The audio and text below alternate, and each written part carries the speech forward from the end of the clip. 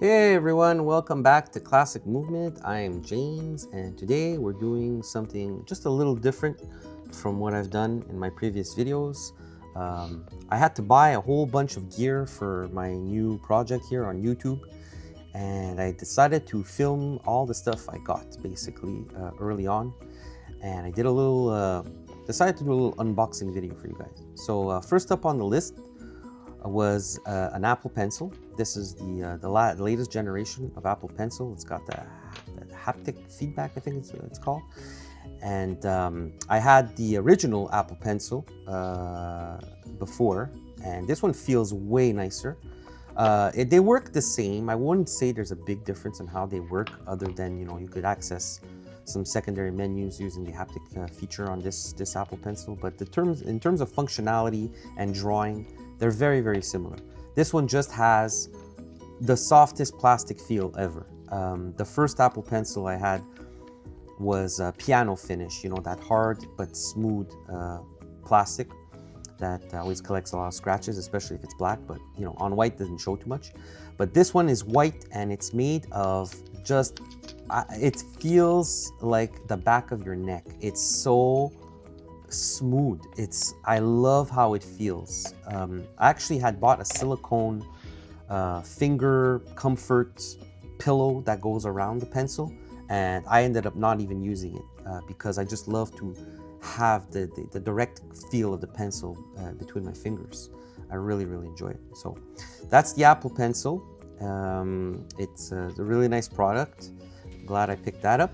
And then we move on to the ESR Protective Case tablet. It's an ESR is, I think everyone's familiar with ESR at this point. You see all the products that they make. They make a ton of stuff for the mobile phone industry. And if you purchased ESR products, you know that they're actually really decent for the money. I tend to gravitate towards this brand a lot if I don't want to spend the Apple money that they're asking. Like, Lord knows what Apple's asking for a case these days. I didn't even bother checking. This one set me back something very reasonable. I think it was 30 Canadian. Bob purchased it off Amazon, and I stuck to black because I don't like the fancy colors and nothing. And it feels great. Again, beautifully, like the feel of it. I don't know what they're doing in plastics these days. They really got the formula right. Everything just feels soft to your fingertips.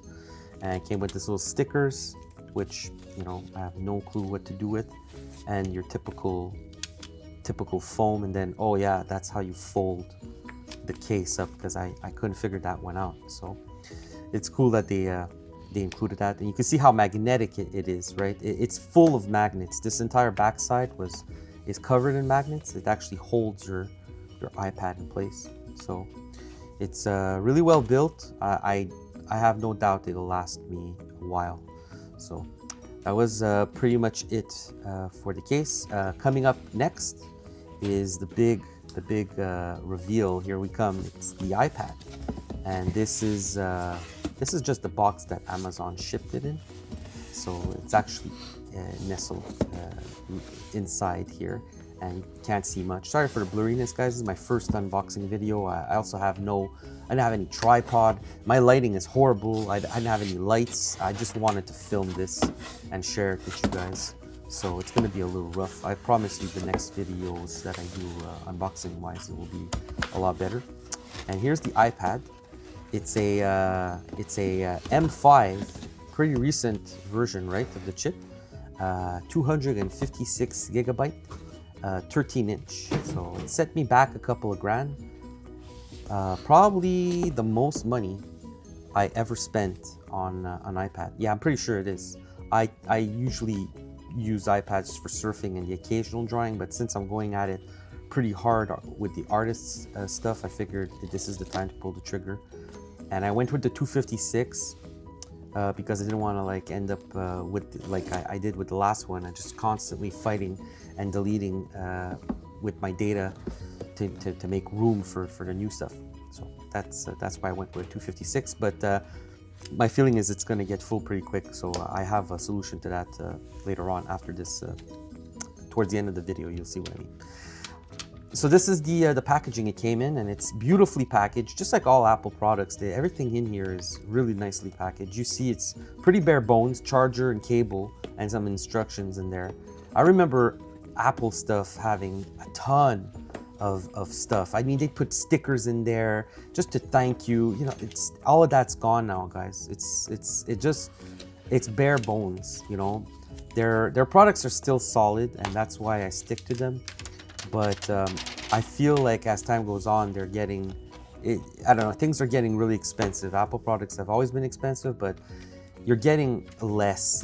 They're not evolving a whole lot, but like when it comes to drawing on the go, I don't think anything can match an iPad and with an iPad pencil. It's just so nice. They feel really, really good together.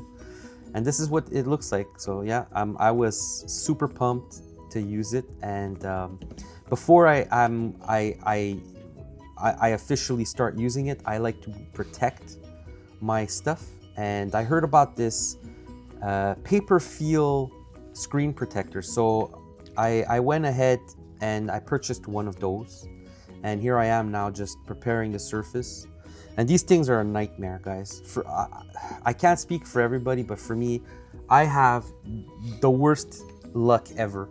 No matter how hard I try to place these things and get them right and have no air bubbles and nothing trapped beneath the surface, I eventually run out of patience and I lay it down. And of course, there's always something. And then you gotta make a call, right? Do you live with it?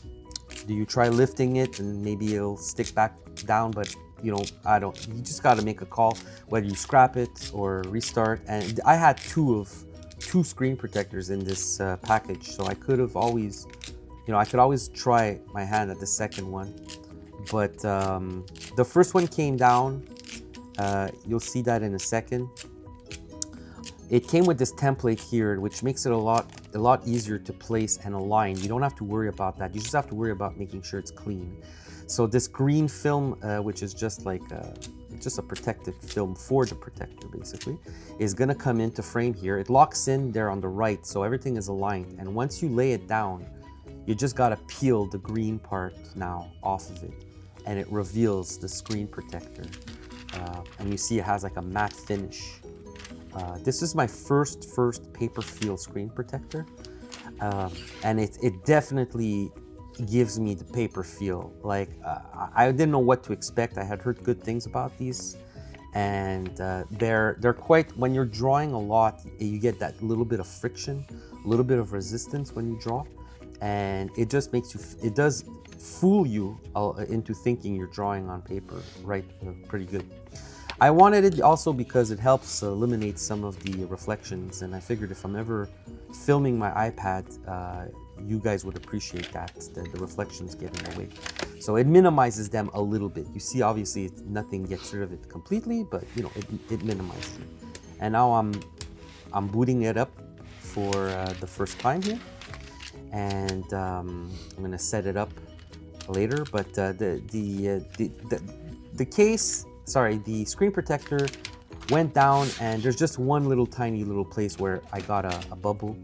And in day-to-day use, I'll be honest with you guys, I don't even notice it. So I decided to stick with my first attempt and not retry the screen protector again. Over time, it'll get used, and I'll probably change it out. So that's pretty much it for the screen protector. Now I'm going to bring in the case, and I'm gonna combine them together. I was waiting for a few days to receive my items. I was super excited to just put it all together and start immediately using them together. You see, as you lay it down, it's snapped. There's magnetic, super powerful magnets, and it's not going anywhere. You could hold it any which way you want, and it's not going anywhere. So then I bring in my Apple Pencil, and I knew it could magnetize and recharge on the side of the iPad. And here I'm like not too sure which side it's supposed to go on. I have a feeling it's on the right there. But The pencil has a flat edge. One side of it is flat, and that's the edge that basically you need to use to snap to the iPad to start charging it, and it also holds it in place. So that's pretty much how it all looks when it's together. Other than that, I picked up, for sound quality, I figured it'd be a good idea to pick up some DJI MIC Minis. And you guys might be familiar with these microphones, quite popular in the whole YouTube world. They're not expensive and they're really, really high quality. I have some friends that are in they've been making content for a while now, and they swear by them. They're automotive guys, and the one thing they told me about them, and I'm yet to test it out, but eventually it will come. I'll try it out. They don't blow out as easily, so you could, if you're making car videos and you want to set one of the microphones inside the engine bay, you can do that, and it won't blow the microphone out. No popping or cracking. It's pretty remarkable, and they have some noise cancellation technology. The packaging is amazing here, guys. Like, again, like Apple, even I think a top, it's a notch above even. It comes with a case, a super nice soft portable case to bring it all in. And it had some stickers there that you saw. The cardboard, it's, I know it's just packaging, but it says a lot about what they think of their product when they put it, when they assemble it and package everything into some quality materials. That's a little humid packet. I'm gonna save that for later to put in my my sock drawer. Then a couple of accessories that came with the product. The plastic bag, by the way, has again that super nice soft feel to it. This is an auxiliary jack, basically, a cable. It plugs into the camera, your auxiliary jack on your DSLR. This is the USB to USB-C cable to charge up your microphones. And this next one, something I may or may not use. I guess if I'm shooting outside, these wind protectors for the microphone, these little mice. They look like Troubles with Tribbles on Star Trek. They look like miniature baby Tribbles here, and you basically snap them onto your microphone, and it helps reduce some of that wind that's hitting the microphone and causing disturbance in the sound. And this is the big one. This is the bad boy. This is the case, the charging case, along with the two microphones. I figured I might need two if I'm talking to somebody. Might come in handy. And it's got the signal captor as well in there. And again, the quality, the feel of this case, guys, I wish I could. It has some heft to it. It feels smooth. It feels like it could take a ding or two if you dropped it. It's just really quality stuff. I really like the DJI stuff so far. And inside, it's already pre-charged. It's got a good little charge going to it. You got everything is there and it's ready to go. And you do have to configure it a little bit to make it work with your stuff, but it's pretty easy. That you can see is a magnet, so you have the choice of using the clip-on or the magnet on yourself. And I like the magnet a lot because you could really hide the microphone under your shirt and hide the lights that are on the microphone, which could be maybe distracting in your video. So I really appreciate that magnet. I think that's just wicked smart, as they say. And up next we have this was the solution, guys, to the 256 gigabyte limitation. I bought this AiFFRO SSD 1 terabyte, and this cost me a few pennies, a couple of $100 easy. It wasn't the cheapest SSD, but you pay for the size basically, which is less of the size. This thing is tiny. And I didn't know how I was going to use the SSD. If I was going to use it at home, then it wouldn't have mattered. But my feeling was maybe at some point my phone might get full with all the videos that I'm planning on shooting, and I might not delete everything in time. And I figured I needed an SSD, and I really don't want to be, I want to go incognito when I'm out in the wild with people. I don't want them to know too much about my adventure and stuff. So I wanted something small and compact, and this one is neat. It has a really cool design into it, and it came with this extra dongle, which is, I believe, in this packaging here. And this dongle allows you to put it, oh sorry, this is actually the envelope. This is the silicone envelope that it came with, and that's a protector basically if you drop it, and it also helps make it fit nice up against your phone. It doesn't have any gap, putting any stress on the power input on your phone. So that's the size, and just to give you guys like an idea of how small this thing is, I bring in one of my 164 Civic hatchback EGs here. It's actual size. Look how small this thing is. It's smaller than that. It's smaller than a Hot Wheel. It's thinner. Well, it's as thick as, well, I don't know what's this. I don't have anything to compare it to really in terms of thickness, but here's me now placing it inside the envelope, the silicone case. So it's really neat. Feels nice and premium as well. Nice smooth silicone, soft. And this here is the actual dongle. And when you snap this in with it, you could then plug it into your phone, and it'll tuck in behind the phone. And since my phone case is black and this is black, this is definitely going to be as discreet as it gets.